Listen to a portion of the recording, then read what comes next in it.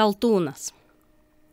Kad žmogui yra kojų ar ragų nagai susitraukę, negražus arba rankų ar kojų apačiosios skūros suplaišėjusios, vasarą basiems dėvint kulnai suplyšt giliai, votis belkur ant kūno sanarių atsirand ir ilgai stovi atsivėrusias.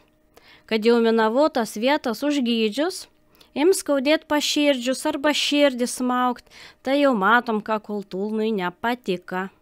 Kartais opas užgydžius, į akis supuol, į žmogus lik savamyrius, paržlibiniai.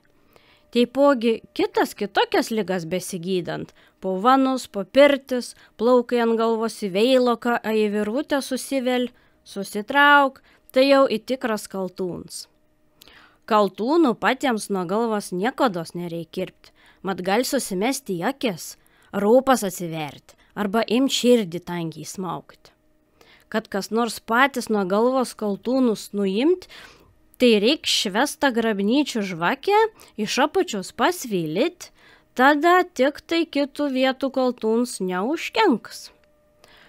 Kaltūną kiekvien žmogus tariam tik tai, kam ant vietos stovi. Tai tas nejuntam. Daug žolaičių arbatėlės yra nuo kaltūno, dobiliukų, čiobrų, ramonėlių, puplaiškių.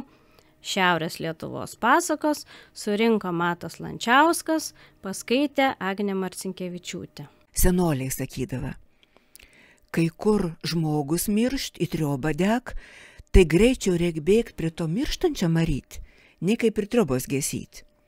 Nes prie žmogaus mirštančiam visą peklą susijudin, o ką žmonių ten suein, tai kiek žmonių, tai tiek angelų ten suein.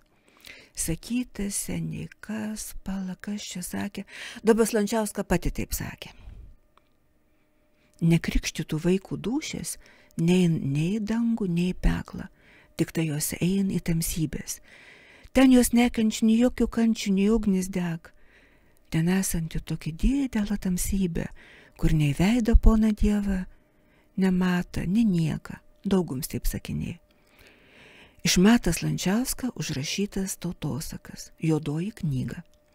Surinka Jons Basanavičius, paskaitė Rita Urniežiūtė.